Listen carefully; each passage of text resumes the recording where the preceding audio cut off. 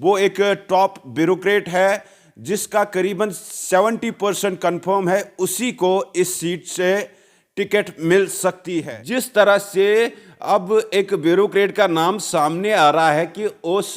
Bureaucrat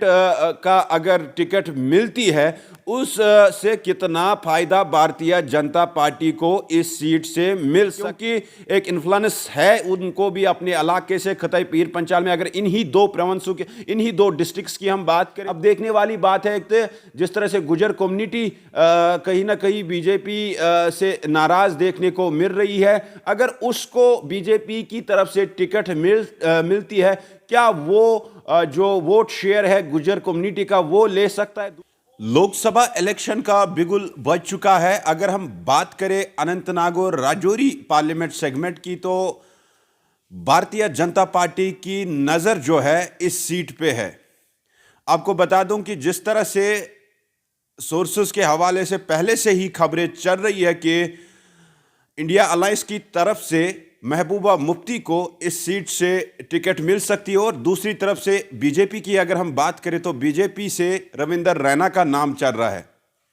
मगर sources के हवाले से और एक खबर चल रही है कि बीजेपी के पास और एक कैंडिडेट हो सकता है इस पार्लियामेंट सेगमेंट से। वो एक टॉप ब्यूरोक्रेट है जिसका करीबन 70% कंफर्म है, उसी को इस सीट से टिकट मिल सकती है। आपको बता दूं कि जो अनंतनाग और राजौरी का ये पार्लियामेंट सेगमेंट है, ये दो प्रोविंसों का इलेक्शन है। आपको बता दूं कि जिस तरह से डिलिमिटेशन कमीशन की जब रिपोर्ट आई और उसके बाद जिस तरह से अनंतनाग को राजौरी के साथ मिला दिया गया, उसके बाद लगातार हम देख रहे हैं कि भारतीय जनता पार्टी इस सीट को जीतने का दावा कर रही है।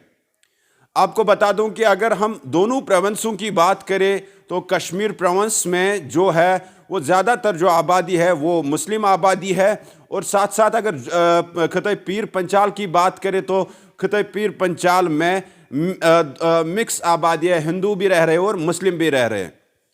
अब किसको वहाँ पे एज मिल सकती है इस सीट से, क्योंकि पहले से जिस तरह से खबरें गर्दिश कर रही है कि वहाँ पे कहीं ना कहीं रविंदर रैना भी स्ट्रांग है और बीजेपी और पीडीपी के दरमियान टक्कर हो सकता है। मगर आपको बता दूं कि अगर हम खिते पीर पंचाल की बात करें तो पीर पंचाल खिते में 7,98,000 वोट है, और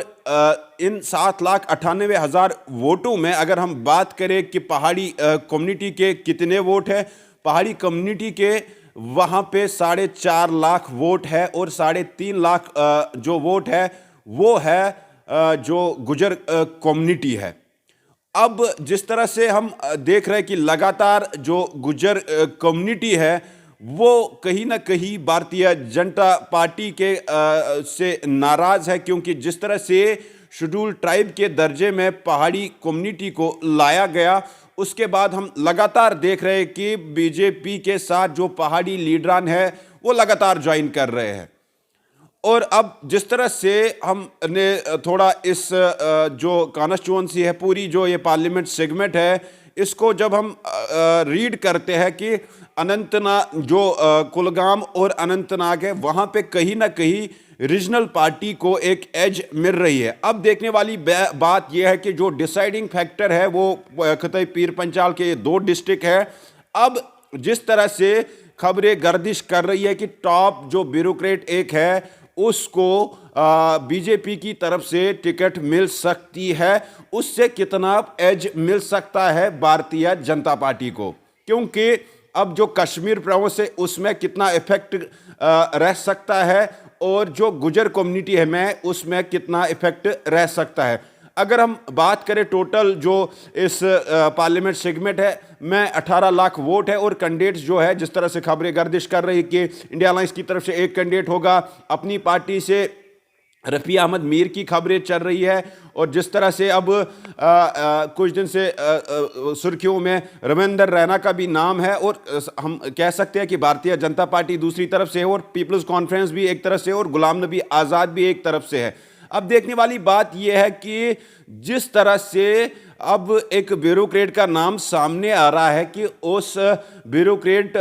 का अगर टिकट मिलती है, उस से कितना फायदा भारतीय जनता पार्टी को इस सीट से मिल सकता है, क्योंकि एक इन्फ्लुएंस है उनको भी अपने इलाके से। खतई पीर पंचाल में अगर इन्हीं दो प्रोविंसों के, इन्हीं दो डिस्ट्रिक्ट्स की हम बात करें तो 8 लाख, करीबन 8 लाख वोट जो है वो कहीं ना कहीं हम देख रहे हैं कि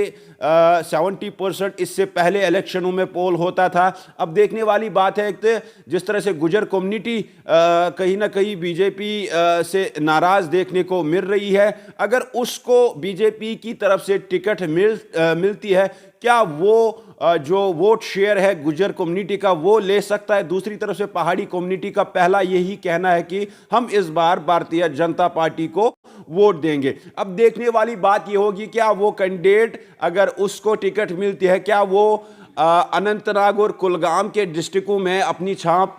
डाल सकता है। जिस तरह से लगातार हम देख रहे हैं कि भारतीय जनता पार्टी जो है वो कश्मीर प्रोविंस से भी प्रोग्राम्स कर रहे हैं। दूसरी तरफ से अगर रीजनल पॉलिटिकल पार्टीज की बात हम करें, उनका हमेशा दबदबा जो है वो वादी कश्मीर में रहा है, और खासकर जिस चेहरे का नाम सामने आ रहा है पीडीपी के प्रेसिडेंट महबूबा मुफ्ती का, उनका एक स्ट्रॉन्ग कैडर माना जा रहा है साउथ कश्मीर। अब देखने वाली बात यह होगी कि अगर वोट पोलराइजेशन की बात हम कर ले कि जिस तरह से नाराजगियां चल रही है गुजर कम्युनिटी में, उससे कितना वोट पोलराइज हो सकता है। अगर रविंदर रैना को टिकट मिल सकती है, अगर किसी मुस्लिम फेस को वहां पे टिकट मिल सकती है, क्या कितना वो सक्सेसफुल रह सकता है इस कॉन्स्टिट्यूएंसी में। अगर मेंढर से ही हम शुरुआत करें, मेंढर से लेके यहाँ बुदल तक बात करें, तो कहीं ना कहीं जो गुजर बकरवाल कम्युनिटी है, कहीं ना कहीं वो उस फेवर में हो सकती है। अगर कि उनका अपना मन पसंदीदा नुमाइंदा वहां से मिले, तो करीबन जो 3.5 लाख वोट है उसमें से अच्छा खासा वोट शेयर वो ले सकते हैं। अब देखने वाली बात ये होगी कि क्या इस सेगमेंट पे जिस तरह से लगातार भारतीय जनता पार्टी दावा कर रही है कि इस बार हम कंवल का जो फूल है वो कश्मीर से भी खिलाएंगे, तो उसमें कहीं ना कहीं इसी सीट पे भारतीय जनता पार्टी की भी नजर है। और दूसरी तरफ से रीजनल पॉलिटिकल पार्टियां क्लेम्स कर रही है कि 3 सीटों पे हमारी अच्छी खासी पकड़ है और ये 3 सीटें हम जीतने में कामयाब होंगे। अब देखने वाली बात है ये होगी कि क्या पार्टी किस नुमाइंदे को वहां पे टिकट देगी, उसका कितना इंपैक्ट उस इलाके में रह सकता है।